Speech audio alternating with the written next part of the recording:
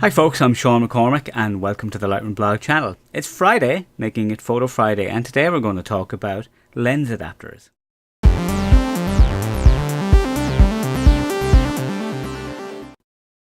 Hey folks, you can use other lenses from other systems, which are cameras in general. The only one that is kind of harder to do on Nikon is because their flange length is very short, like the distance between the sensor and the back of the lens. But with mirrorless bodies, like with Fuji, the gap is much smaller, so you're able to use lenses from other systems with it, and basically the adapter will include the additional length that's required and you still get infinity focus. So here is a Canon that I have. It's an old 40D.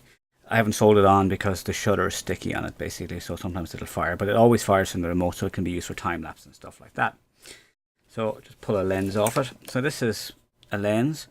And so you can actually adapt other lenses to this. In fact, you can use Nikon lenses with this using a basic adapter. I might even have that adapter within reach, in fact. Hopefully it's right here. Yep, here we go. So we talked about the flange length.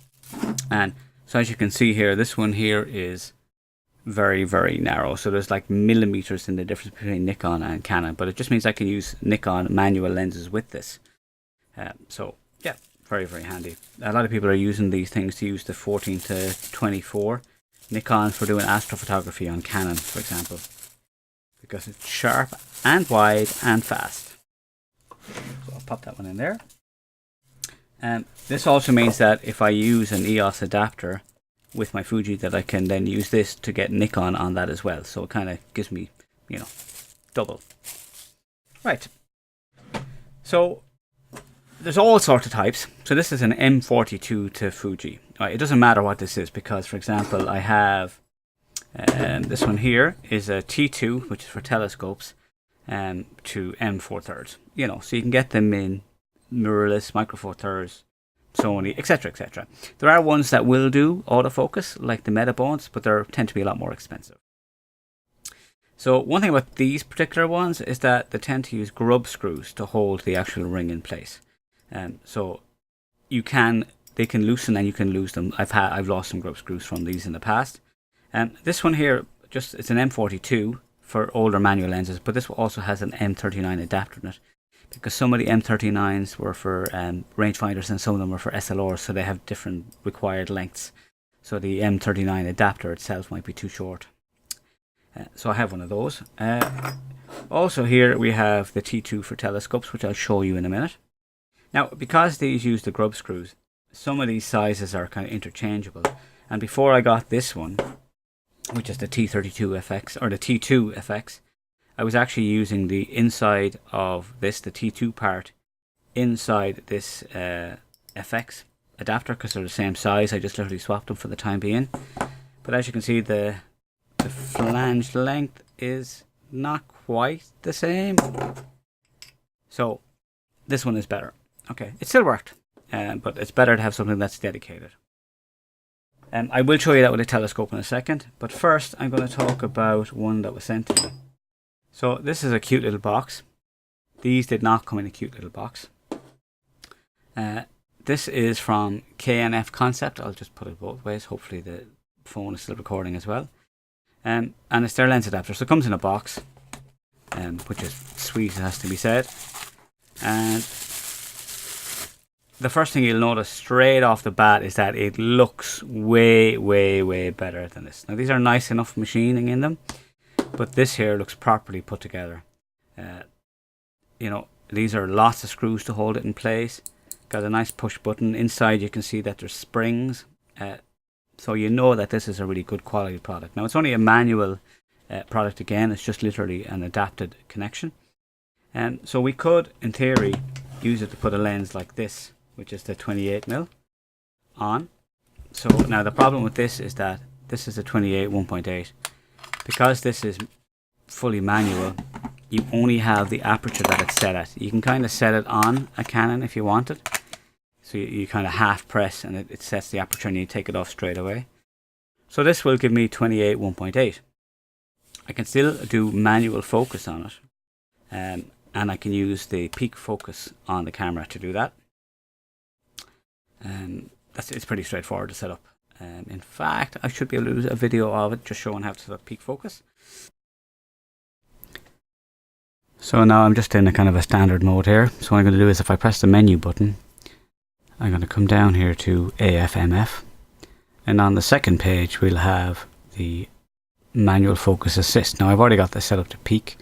Normally it will be on standard, but you have the option of also having digital split image and color as well.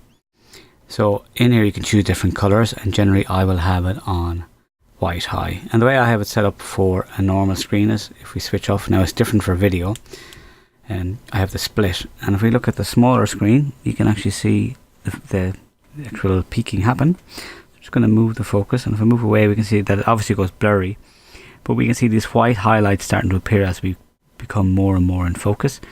So those are the peaks, letting you know that those are the areas that are in focus, which is very, very handy for when you're actually doing manual focus with adapted lenses.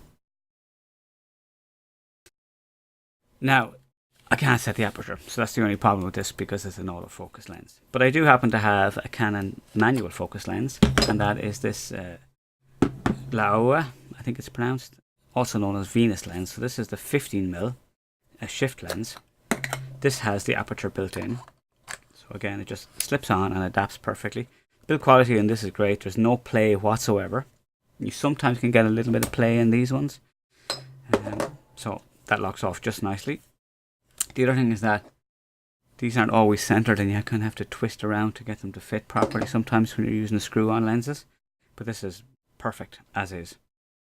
So this one has the aperture on it, so I can just change the aperture on the actual lens itself, which is exactly what you want for manual adapted lenses generally. So that's really, really good quality, a little bit better than these ones. Slightly more expensive, but not much, like $20 versus, $10.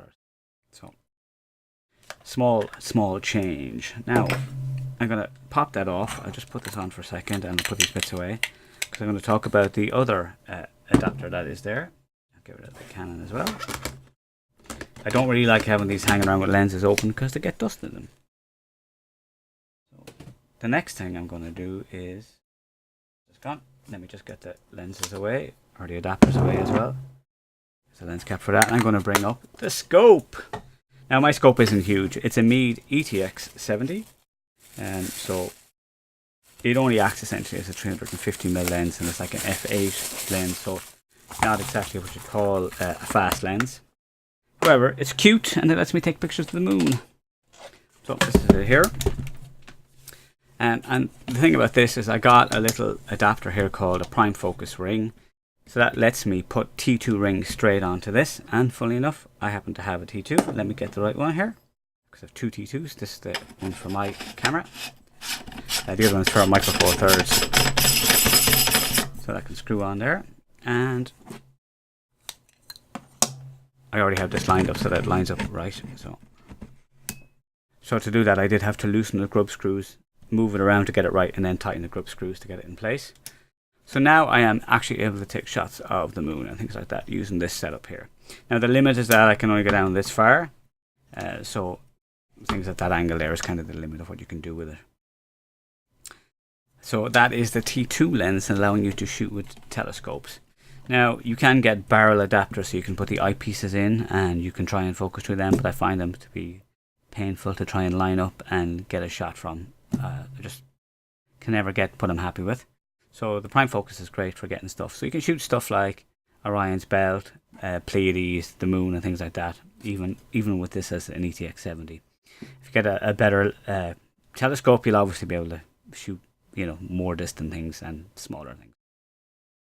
So that is a look at adapted lenses, or using adapters for your lenses. So this one here is the Kent Faith one, K&F Concept. They sent it to me, so I didn't pay for it. But it's actually pretty good quality, and I would definitely use it over one of these any day of the week. And I do have one of these somewhere, literally somewhere, because I was using it with this lens before this arrived. But this is the one I will be using. Again, better build quality. So there's a link to that below. And what I'll do is I'll link to some of the stuff that's related to these as well. So folks, thank you for watching as usual. Subscribe if you haven't already. Videos coming out on Tuesday and Thursday, as well as bonus videos. Hit the notification bell if you want to get notified of those coming out, especially if the bonus videos comes out, so you're not expecting them to be coming out. And of course, folks, please share with your friends. Do share. And thank you for taking time to watch the video, and I will see you in the next one.